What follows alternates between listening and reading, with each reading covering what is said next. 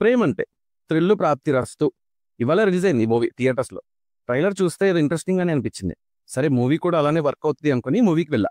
ఇంకా మూవీ ఎలా ఉంది ఏంటి అని రివ్యూలో చూసేద్దాం. దానికన్నా ముందు మన ఛానల్లో కంటెంట్ని ఒకసారి చెక్ చేసి నచ్చితే ఈ వీడియోని లైక్ చేసి ఛానల్ని సబ్స్క్రైబ్ చేసుకోండి. Thank you for your support. Madhu and Ramya ఇద్దరికి ఇంట్లో వాళ్ళు మ్యాచెస్ చూస్తుంటారు. కానీ వాళ్ళకి వచ్చిన మ్యాచెస్ని వీళ్ళే క్యాన్సిల్ చేస్తారు. అలా ఒక రోజు అనుకోకుండా ఈ టూ ఫ్యామిలీస్ కలవటం మధు అండ్ రమ్యకు కూడా నచ్చడంతో మ్యారేజ్ చేసుకుంటారు. వన్స్ మ్యారేజ్ అయ్యాక రెగ్యులర్ లైఫ్లో బిజీ అయిపోతారు. అలా ఒక రోజు రమ్యకి ఒక చిన్న డౌట్ వస్తుంది. అక్కడ నుంచి ఆ డౌట్ నుంచి అసలు నిజమేంటి, బ్యాక్ స్టోరీ ఇదంతా తెలుస్తుంది. ఇంకా అక్కడ నుంచి ఏం జరిగింది, ఎలా జరిగింది అనేది rest of the story. Concept wise బాగుంది, బట్ ఎగ్జిక్యూషన్ లోనే ప్రాబ్లం ఉంది.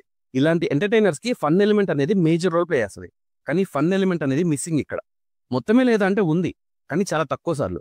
మెజారిటీ టైంలో ఈ ఎలిమెంట్ మిస్ అవడమే ఈ మూవీకి మైనస్. యాక్టర్స్ వాళ్ళ పర్ఫార్మెన్స్ కూడా ప్రొఫెషనల్ గానే ఉంది. ఓవర్గా రియాక్ట్ అవ్వడం ఇలా కూడా కాకుండా చాలా వరకు కన్విన్సింగ్ గా ఉన్నాయి పర్ఫార్మెన్సెస్. కాకపోతే ఈ క్యారెక్టర్స్ పని చేయడానికి ఉన్నాయి మూవీలో, కానీ అదే మిస్సింగ్. సుమా గారి పర్ఫార్మెన్స్ బాగుంది. ఒక స్ట్రగ్లింగ్ ఉమెన్ గా, స్ట్రగ్లింగ్ కాప్ గా తన రోల్ జస్టిఫై చేశారు.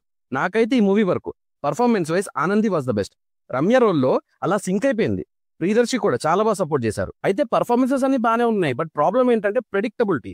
మంచిగా స్టార్ట్ అయ్యి మెల్లిగా డౌన్ అవుతూనే ఉంది. క్లైమాక్స్ కి అబ్బా ఇంకెంతసేపు రా బాబు అనేదాకా వెళ్ళింది.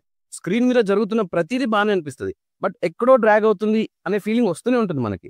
బికాస్ నెక్స్ట్ వాళ్ళ ప్లాన్స్ అనేవి మనం ఈజీగా ప్రెడిక్ట్ చేస్తే వాళ్ళు ఎంత ట్రై చేసినా అది ఎంగేజింగ్ గా వెళ్ళదు. అండ్ ప్రియదర్శి ఈ మధ్య యాక్సెప్ట్ చేస్తున్న రోల్స్ చాలా రాంగ్ గా వెళ్తున్నాయి.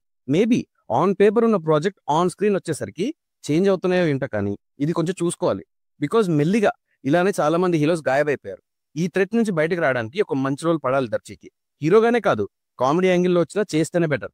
ఓన్లీ హీరో అనుకుంటే కష్టం. ఇంకా చాలా మంది కమెడియన్స్ కూడా ఉన్నారు మూవీలో. హైపర్ ఆది, ఆటో రాంప్రసాద్ కూడా ఉన్నారు. చిన్న రోల్స్ ప్లే చేసినా ఇచ్చిన దాంట్లో బాగానే చేశారు. వెన్నెల కిషోర్ రోల్ కూడా యాక్సెప్టబుల్ గానే ఉంది.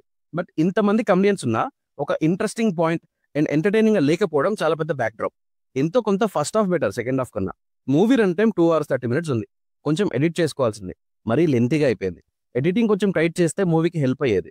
మ్యూజిక్ వైజ్ జస్ట్ ఓకే అంతే. Story, screen play, dialogues, direction Navneet. Story direction పర్లేదు, కానీ డైలాగ్స్ అండ్ స్క్రీన్ ప్లేతోనే ఇష్యూ.